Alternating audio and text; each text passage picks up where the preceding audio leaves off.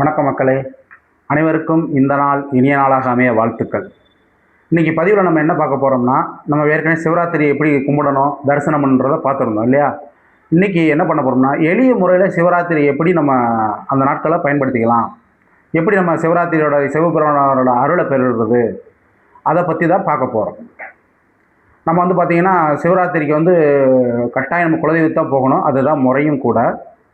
நம்ம சில பேர் என்ன பண்ணுவோம், சில காரணங்களால போக முடியாமல் இருக்கும். சில பேர் போயிருப்போம், எப்படியாவது போயிருப்போம், சொந்தங்களை சந்தித்து அன்றைக்கி குலதெய்வத்தை வேண்டி அன்றைக்கி விடிய முழித்து பிரார்த்தனை பண்ணியிருப்போம். அந்த நாட்களில் நம்ம என்ன பண்ணோம்னா, அந்த சிவராத்திரி அன்றைக்கி நம்ம பிரார்த்தனை பண்ணி முடிஞ்ச உடனே அன்னதானம் பண்ணுறது தான் முறை. அதுதான் சிறப்பே. யாரெல்லாம் சிவராத்திரி முழிச்சிருக்கீங்களோ அவங்க அன்னதானம் பண்ணிடணும். உடம்பு முடியாதவங்க முழிக்க வேண்டிய அவசியம் இல்லை. முடிஞ்ச அளவுக்கு முயற்சி பண்ணுங்கள். இல்லைன்னா நீங்கள் என்ன பண்ணுங்கள், ஓய்வெடுங்க. காலையில் ஏதோ ஒரு அன்னதானம் பண்ணுறது ரொம்ப உத்தமமானது. நாம் இப்போ கோயிலில் இருக்கோம், ஒரு பெரிய சிவாலயத்துக்கு போகிறோம், அங்கே போய் நம்ம பூஜை பொருள் வாங்கி கொடுக்கணும்னு நினைக்கிறோம், அங்கே வாங்கலை, இல்லை நம்ம பண்ணுறாங்கன்னு தெரியலை. நீ அதெல்லாம் ஒன்றும் இது பண்ண வேண்டாம், அது கோயிலே பண்ணிடுவாங்க. நீங்கள் என்ன பண்ணுறீங்கன்னா, அன்னதானம் போடணும். அன்னதானம் போடுறதுக்கு நிறைய பணம் கூட டொனேஷன் கொடுக்க வேண்டியிருக்கும். நீ கம்மியாக கொடுக்கறதுக்கு யோசிச்சுருக்கலாம், இல்லை அது போய் சேருதான்னு தெரியணுமா, இந்த மாதிரி நிறைய யோசனைகள் இருக்கும். நாம் என்ன பண்ணணும்னா, ஜீவராசிகளுக்கு அன்னதானம் பண்ணணும். ஜீவராசிகள் என்ன, கோயிலில் கட்டிட்டு போட்டுருக்க பசுமாடு அப்படி கிடையாது. பறவைகள், எறும்புகள், இந்த மாதிரி காடுகரைகளில் இருக்கிற சிறு சிறு எறும்புகளுக்கெல்லாம் நீங்கள் பறவைகளுக்கு, புறா, காகத்துக்கு அன்னதானம் பண்ணலாம். நீங்கள் என்ன பண்ணணும், முதல் நாள் அவல், பொரி, கடலை, நாட்டு சக்கரை இந்த மாதிரிலாம் வாங்கி வச்சுங்க. ஒரு 200 ரூபாய்க்கு வாங்கி வச்சுங்க. எல்லாம் கலந்து ஒரு 200 ரூபாய்க்கு வாங்கி வச்சுங்க. நைட்டு கோயிலுக்கு போகிறீங்கன்னா அதுக்கு உங்கள் பக்கத்துலேயே வச்சுக்கங்க. சாமிக்கு எப்போல்லாம் தீபாரணதோ அந்த மாதிரி சாமிக்கு என்ன பண்ணுங்க, இதை நினச்சி தீபாரணம் பண்ணுற மாதிரி காமிச்சிட்டு நீ வேண்டிக்கிட்டே வரணும். அந்த அந்த அந்த நீ வாங்கி வச்சுருக்க அச்சுவல், அவல்புரி, கடலை, அந்த நாட்டு கடலை இருக்குல்ல, அதெல்லாம் வச்சுக்கணும். வச்சு முடிச்சுட்டு நீங்கள் 4 காலத்து என்ன பண்ணணும், நல்ல மனதார வேண்டிக்கிட்டு, பிறவா பிறநிலையை அடையணும், இந்த பிறப்பை பிறந்துட்டேன், இந்த பிறப்பில் நான் பிறருக்கு கெடுதல் நினைக்காமலும் உன்னையே வேண்டி, உன்னையே நான் தொழுது, உன்னையே சரணடையணும்னு வேண்டிக்கணும். என்னோட சந்ததிகளும் என்னோட வம்சாவளிகளும் சிறப்புமாக இருக்கணும், எந்த குறையும் இருக்கக்கூடாது. அப்படி நல்லா வேண்டிக்கிட்டு காலையில் நல்லா முடிஞ்சோடனே சாமிகிட்ட வேண்டிக்கிட்டு, அந்த நீ வாங்கி வச்சிருக்க அவல், பொரி, கடலை, நாட்டு சக்கரெல்லாம் எடுத்துக்கிட்டு போங்க. மெதுவாக நடந்து போங்க. அந்த வரப்பு ஓரங்கள், ரோட்டு ஓரங்கள், இந்த மாதிரி மரங்கள் இருக்கும். மரத்து பக்கத்தில் தான் எறும்புகள் இருக்கும். மெயின் ரோட்டில் இருக்காது, ரோடுகளில் போடக்கூடாது. ஏன்னா அந்த எறும்புகள் வெயிலுக்கு தாங்காதனால மரங்கள் நிழல்களில் ஓரத்தில் தான் அது வசிக்கும். அங்கே தான் நடந்து போகும், ஊர்ந்து போகும். பார்த்தா உங்களுக்கு நீங்கள் பார்த்துருப்பீங்க.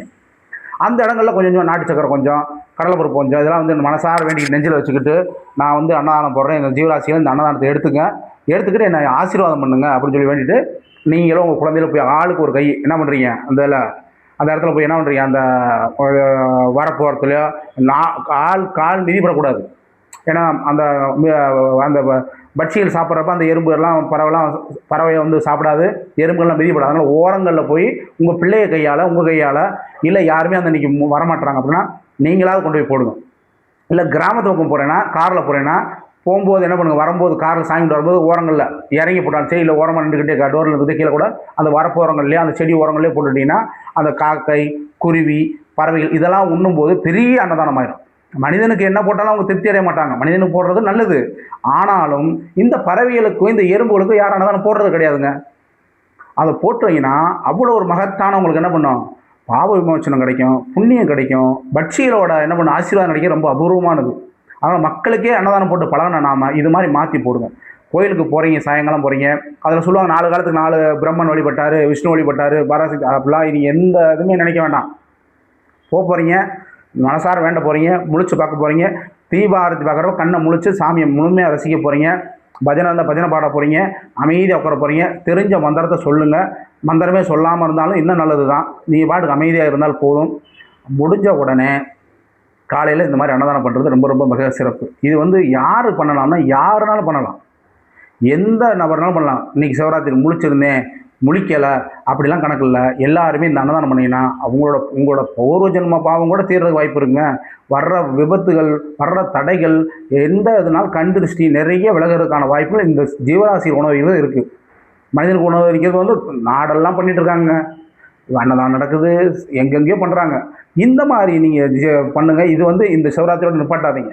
உங்களுக்கு எப்போல்லாம் வாய்ப்பு கிடைக்கிதோ அப்போல்லாம் வாங்கிக்கிங்க. 100 ரூபாய்க்கு பொரியெல்லாம் வாங்கி அந்த மாதிரி ஓரங்களில் போட்டு வந்தீங்கன்னா அந்த ஜீவராசிகள் சாப்பிட ரொம்ப மகிழ்ச்சியாக இருக்கும், ரொம்ப நமக்கு புண்ணியமும் கிடைக்கும். அதனால் இந்த சிவராத்திரி நீங்கள் வழிபடும் போது இந்த மாதிரி ஒரு முயற்பு இறைவன் நிறைய உங்களுக்கு ஆசீர்வாதம் பண்ணுவார். மீன்களுக்கு இறை போடுங்க, குட்டையில் இருக்க மீன்களுக்கு போடுங்க, ஆற்றுல ஒரு ஓரமாக இருக்க மீன்களுக்கு போட்டு விடுங்க, இந்த மாதிரி போடுங்க.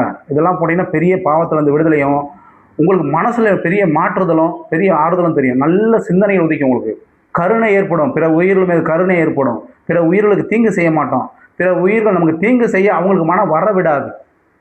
அதனால் இந்த மாதிரி நீங்கள் தொழுது நீங்கள் பூஜை பண்ணி இந்த வருட சிவராத்திரியை மாற்றுங்க. இத்தனை வருஷம் நம்ம எப்படியோ கும்பிட்டுருப்போம். இந்த வருடம் முதல்ல நாம் என்ன பண்ணுவோம், சின்ன சின்ன உயிர்களுக்கு அன்னதானம் பண்ணி நம்ம என்ன பண்ணலாம், நல்ல குணங்களை கற்றுக்குருவோம். பிறருக்கு தானம் செய்கிறதுலே சிறப்பு, தானம் செய்கிறது ரொம்ப ரொம்ப சிறப்பு. அதனால் இந்த மாதிரி நீங்கள் பண்ணிட்டீங்கன்னா இந்த சிவராத்திரியில் எந்த சிவராத்திரியும் இறைவன் உங்களுக்கு அருளும் பொருளும் ஆரோக்கியத்தை கொடுப்பாரு. அதனால் நாம் ஒருவர் மட்டுமல்ல எல்லோருமே இந்த மாதிரி தானங்கள் செய்கிறது ரொம்ப ரொம்ப நல்லது. ஆனால் நம்ம எவ்வளோ செஞ்சுருப்போம் தெரிஞ்சோ தெரியாமல் அதோட நிவர்த்தியாக கூட இதை நீங்கள் வச்சுக்கலாம். இல்லையா நான் பாவமே செய்யலைங்க அப்படின்னா பரவாயில்லை, ஒரு புண்ணியமாக செய்யுங்க, அந்த மாதிரி பண்ணுங்கள். இந்த ரெண்டுமே நமக்கு நல்லது. அதனால் மக்களே இந்த விஷயத்தை தொடர்ந்து நம்ம செஞ்சுட்டே வரதுனால நாமளும் இல்லை நம்ம சந்ததியிலும் நம்ம சிறப்பாக இருக்கும். அதனால் இதை தொடர்ந்து எல்லாரும் பண்ணணும்னு நான் வேண்டிக்கிறேன். அதனால் இன்றைக்கி உங்களுக்கு நீங்கள் இந்த சிவராத்திரி உங்களுக்கு ஆனந்தமாகவும் மகிழ்ச்சியாக இருக்கணும்னு வேண்டிக்கிறேன் மக்களே. இந்த நாள் இனிய நாளாக அமையட்டும். உங்களுக்கு இறைவனும் அருளும் பொருளும் ஆரோக்கியத்தை கொடுக்கணும் வேண்டிக்கிறேன். நன்றி மக்களே, நன்றி.